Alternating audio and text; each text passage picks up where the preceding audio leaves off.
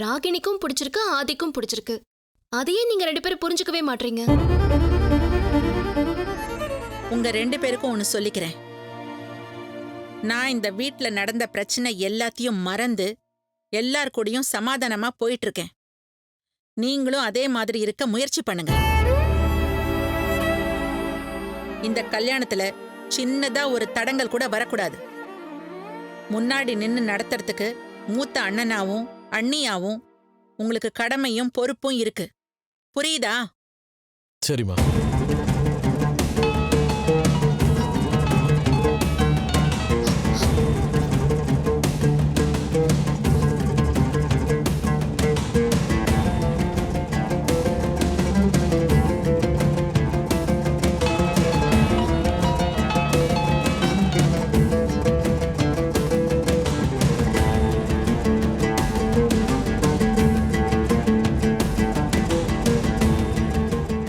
சரஸ்வதி, விசேஷத்துக்கு என்னென்ன வேணும்னு பார்த்து லிஸ்ட் எழுதிக்கோ. சரிங்க.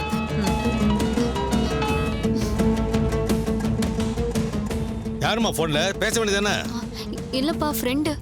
போன்ல சார்ஜ் இல்ல, சார்ஜர் போட்டு பேசு. அப்பா, எனக்கு கொஞ்சம் வேலை இருக்கு, நான் போயிட்டு வந்துடுறேன். போயிட்டு வாப்பா.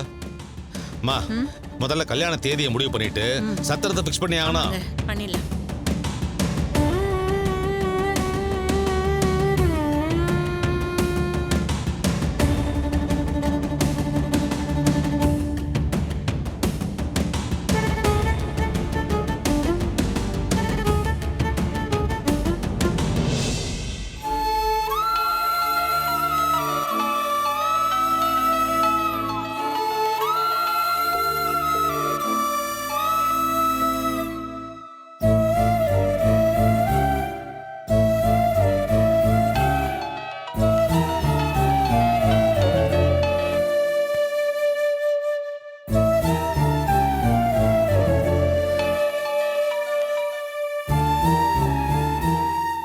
ஃபோன் பண்ணா ஃபோன் எடுக்க மாட்டேங்கிற.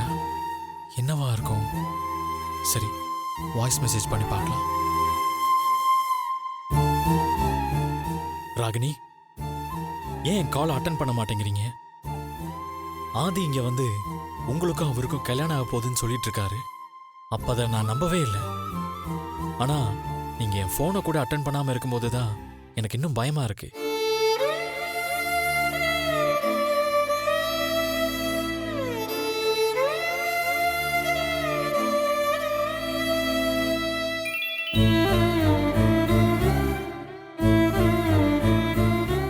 நீங்க தான் ஃபோன் பண்ணீங்க. குட் நியூஸ் சொல்ல போறேன்னு சந்தோஷமா சொன்னீங்க. இனிமே வெயிட் பண்ண வேண்டிய அவசியம் இருக்காதுன்னு சொன்னீங்க. நேர்ல மீட் பண்ணி என் மனசுல இருக்கிறத சொல்ல போறேன்னு எனக்கு ஹோப் கொடுத்தீங்க. இப்போ என் போனை கூட எடுக்க மாட்டேங்கிறீங்க. ஏன்? ஆதி சொன்னது பொய்யா இருக்கணும்னு தான் நான் நினைச்சிட்டு இருக்கேன். ப்ளீஸ் என் போனை அட்டன் பண்ணி அது பொய் தான்னு சொல்லுங்க. என்னதான் நீங்க லவ் பண்றீங்கன்னு எனக்கு ரொம்ப நல்லாவே தெரியும். அதை நான் உங்க கண்ணில் பார்த்துருக்கேன்.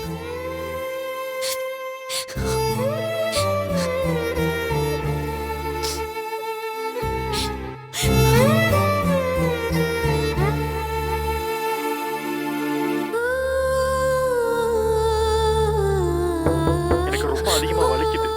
ராகினி, ப்ளீஸ் ராகினி. ராகினி,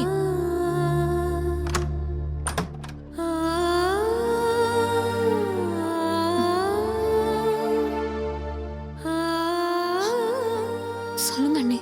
உன்கிட்ட கொஞ்சம் பேசணும்.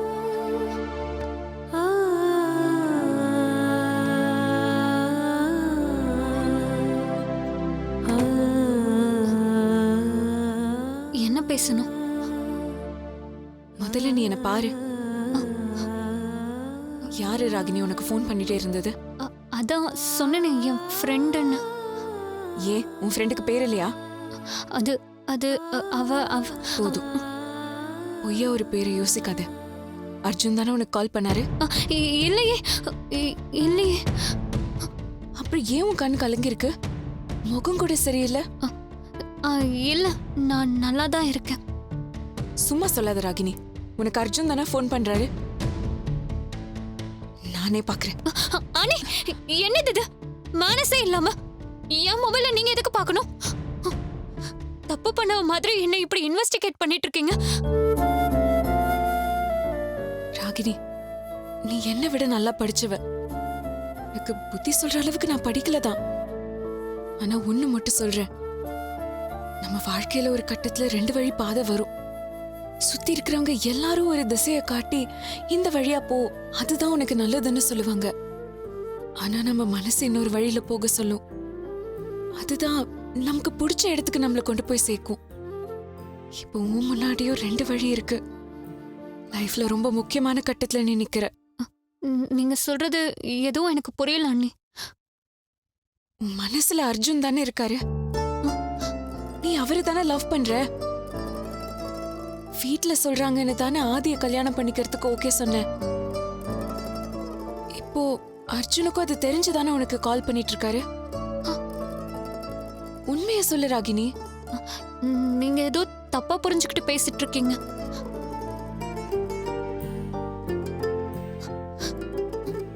இப்போ இந்த வீட்ல உன்னை சரியா புரிஞ்சுக்கிட்டது நான் மட்டும்தான். உனக்கு அர்ஜுனை தான் பிடிச்சிருக்குன்னு எனக்கு தெரியும். நீ லவ் பண்ற ஆள் கூட தான் உன் லைஃப் இருக்கணும்னு உங்க அண்ணனும் நானும் நினைக்கிறோம். உனக்கு நாங்க சப்போர்ட்டா இருப்போம் ராகினி. உன் மனசுல இருக்கிறது அத்தைக்கிட்ட சொல்லு. அண்ணி, என்னாச்சு உங்களுக்கு? நிறைய ஸ்டோரி புக்ஸ் படிப்பீங்களா என்ன? நீங்களே ஏதேதோ இமேஜின் பண்ணி பேசிட்டு இருக்கீங்க. என்ன ராகினி இப்படி பேசுற? எனக்கும் அர்ஜுனுக்கும் நடுவுல இருக்கிறது ஜஸ்ட் ஃப்ரெண்ட்ஷிப் தான். உங்க கணக்கு அது தப்பா தெரிஞ்சிருக்கு. சும்மா சொல்லாத. அப்ப எதுக்காக நீ அப்செட்டா இருக்க? ஆமா, அப்செட் ஆகாம இன்னைக்கு தான் எக்ஸாம் முடிஞ்சிருக்கு. அதுக்குள்ள மேரேஜுக்கு டேட் ஃபிக்ஸ் பண்றாங்க. டாக்டர் ஆகிறதுக்கு முன்னாடி பிராக்டிஸ்க்கெல்லாம் போகணும். வெளியூருக்கு போயிட்டு மெடிக்கல் கேம்ப் எல்லாம் நடத்தணும். அதெல்லாம் போக முடியுமா சொல்லுங்க? பேச்சுலர் லைஃப் டக்குன்னு முடியுதுன்னு கொஞ்சம் ஃபீலிங்கா தான் இருக்கும். அதனால தான் நான் அப்செட்டா இருக்கேன். மற்றபடி வேற எதுவும் இல்லை. அதுக்குள்ளே நீங்களே அர்ஜுன் கூட என்னன்னு கேக்குறீங்க. ஏன் அர்ஜுன் உங்ககிட்ட ஏதாவது சொன்னாரா?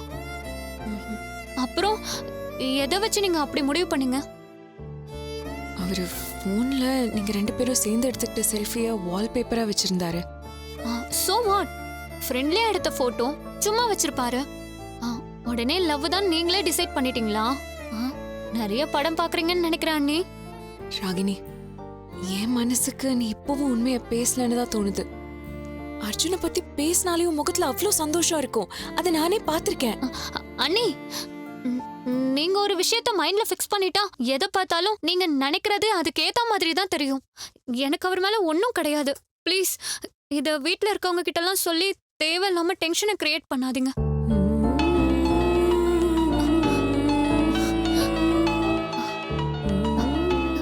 பாருங்க, அர்ஜுன் இல்ல, ஆதிதான்.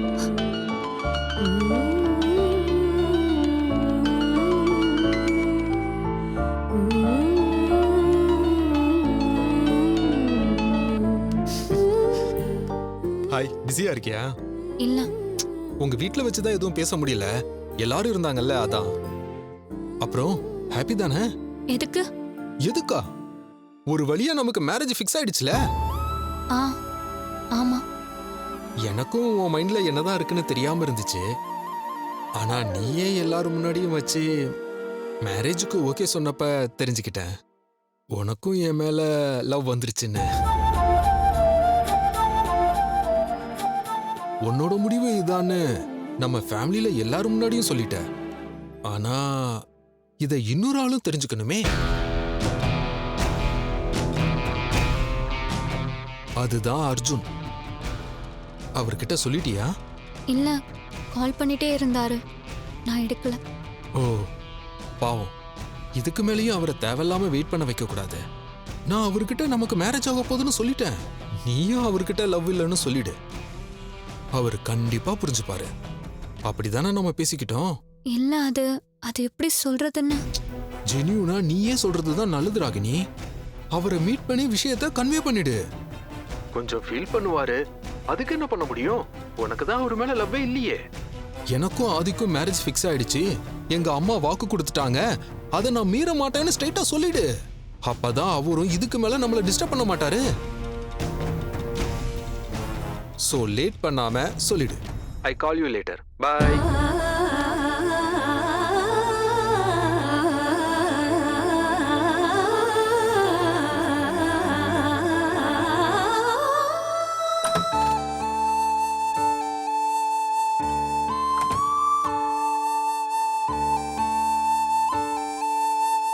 நம்ம பயந்த மாதிரி நடக்க ஆரம்பிச்சிருச்சு பாத்தீங்களா?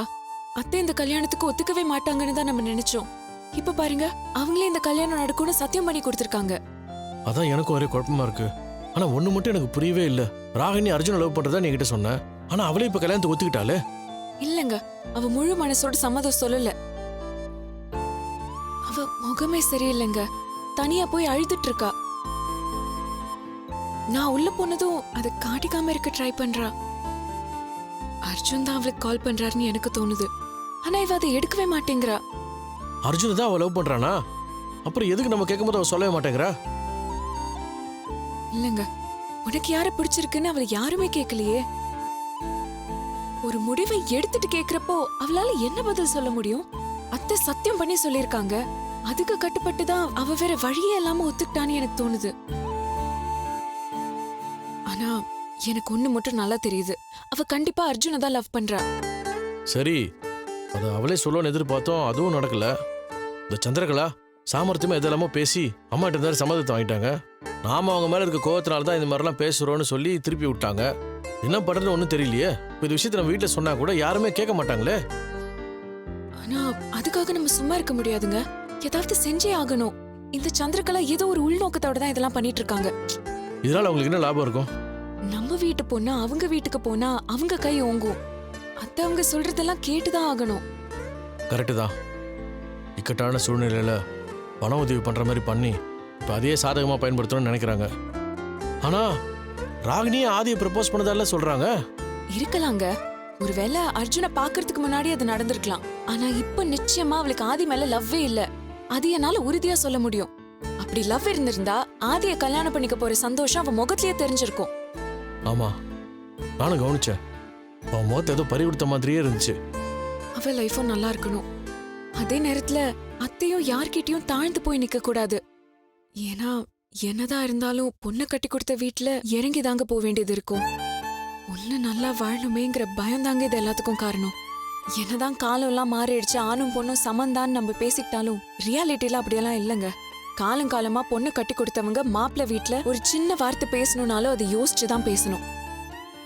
சந்திரகலாவும் அத்தை அவங்க முன்னாடி இறங்கி வரணும்னு பிளான் பண்ணிட்டு இருக்காங்க. அதை நடத்தி காட்டுறதுக்கு தான் இந்த கல்யாணத்தை பகடியா யூஸ் பண்றாங்க. அதுவும் கரெக்டு தான். இல்லைன்னா எதுக்கு அவங்க இவ்வளோ ஆர்வம் காட்டணும்? அதாங்க சொல்றேன். இந்த கல்யாணம் நடந்தா அது சந்திரகலாவை தவிர வேற யாருக்குமே நல்லதில்ல. முதல்ல ராகினியும் அர்ஜுனும் லவ் பண்றாங்களான்னு கன்ஃபார்ம் பண்ணிப்போம். நீ சொல்றதை வச்சு பார்த்தா ராகினி மூலமா தெரிஞ்சுக்கிறது ரொம்ப கஷ்டம். நான் ஒன்று பண்றேன், அர்ஜுனை நேரில் போய் பார்த்து பேசுறேன். அவன் மனசுல என்ன இருக்கு, அவங்க ரெண்டு பேருக்குள்ள என்ன நடக்குதுன்றது தெரிஞ்சுட்டு வரேன். ஆமாங்க, ராகினி அத்தைக்காக யோசிச்சுதான் அமைதியா இருக்கா. ஆனா அர்ஜுனுக்கு ராகினி மேல உண்மையான லவ் இருந்தா அவ கூட சேரணும் தான் நினைப்பாரு. ராகினியும் அவ மனசுக்கு பிடிச்சவரோட தான் கல்யாணம் பண்ணிக்கணும்.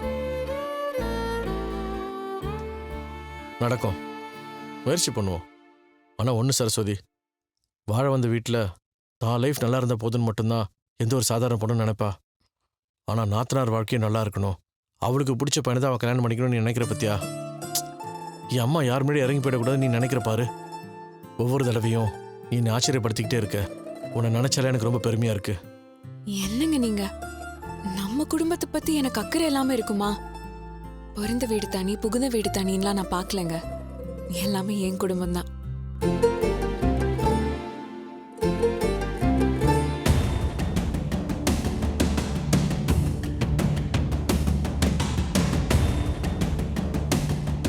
இன்னுமாடா நீ அவளை நம்பிக்கிட்டு இருக்க? அதான் ஆதி சொல்லிட்டு போயிட்டான்ல அவங்களுக்கு எங்கேஜ்மெண்ட் ஆக போகுதுன்னு. இதுக்கு மேல நீ வெயிட் பண்றதே வேஸ்ட்ரா. அவன் உன் நம்பரை கூட டெலீட் பண்ணிருப்பா. டேய், ராகினி என்னதான் லவ் பண்றான். அவ வீட்ல வேற என்னமோ நடந்திருக்கு. அதான் என்னன்னே தெரியல. யார் இது லொட்டு லொட்டுன்னு கதவை தட்டுறது?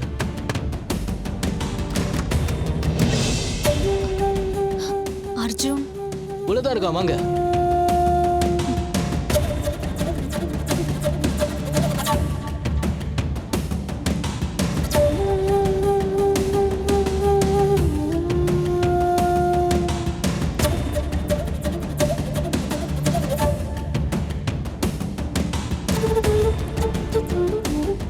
வாங்க, உள்ள வாங்க.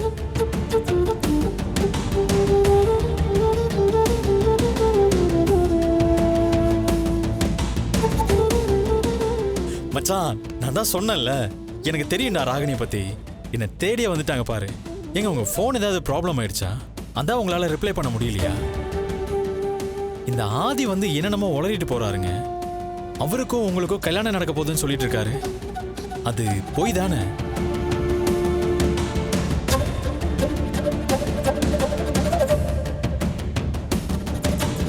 இல்ல, அவர் சொன்னது உண்மைதான்.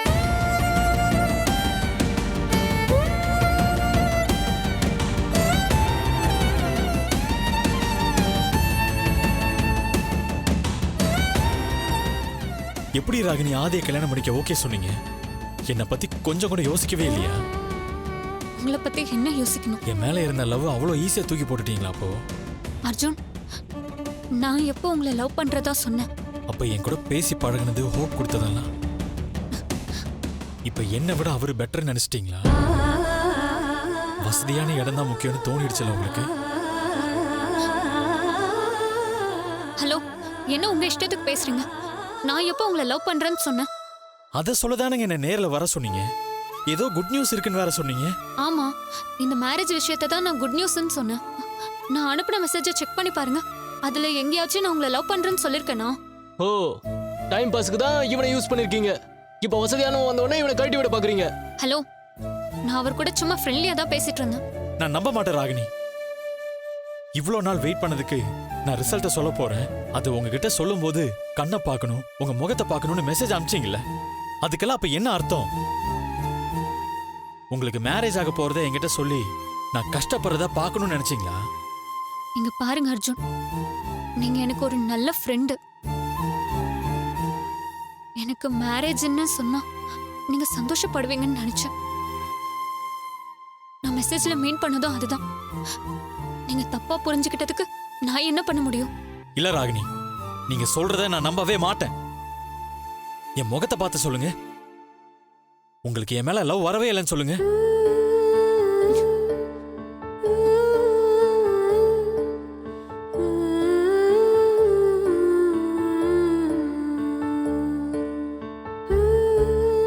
இல்ல அர்ஜுன். உண்மையாதான் சொல்றீங்களா? ஆமாங்க, எனக்கு உங்க மேல லவ்வே வரல.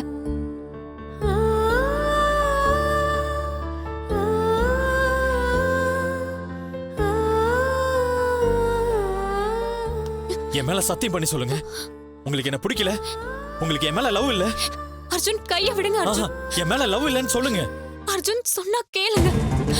அர்ஜுன், கைய விடுங்க. சொல்லுங்க ராகினி, என் மேல லவ்வே இல்லைன்னு இப்ப சொல்லுங்க. சொல்லுங்க ராகினி.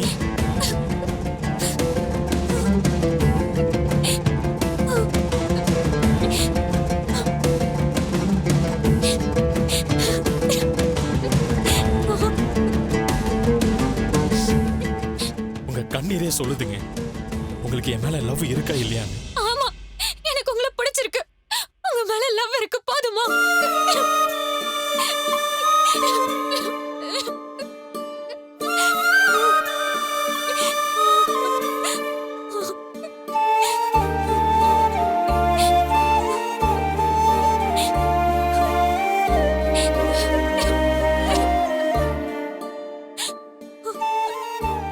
அப்புறம் ஏங்க ஆதியை கல்யாணம் பண்ணிக்க சம்மதிச்சீங்க? என்ன லவ் பண்ணிட்டு அவனுக்கு எதுக்குங்க ஓகே சொன்னீங்க?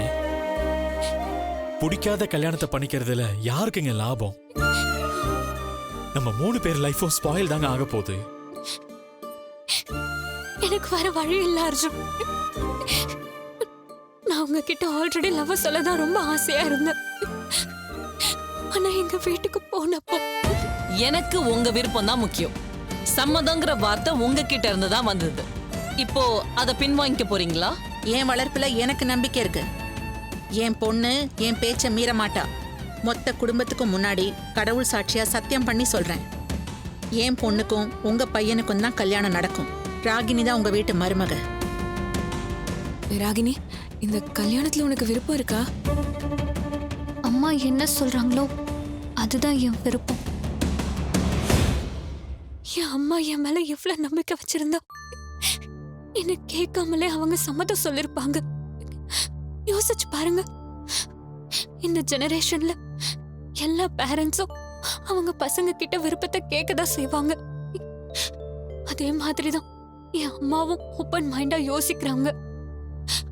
ஆனா அவங்களே என்கிட்ட டிஸ்கஸ் பண்ணாம வாக்கு கொடுக்கறாங்கன்னா என்ன அந்த அளவுக்கு நம்புறாங்க. அவங்க பேசினதுல எது தெரியுமா என்ன பேச விடாம பண்ணுச்சு? என் பசங்க என் விருப்பத்துக்கு மாறா நடந்துக்கிட்டாங்க. ஆனா என் பொண்ணு என் வார்த்தையை மீற மாட்டான்னு சொன்னாங்க.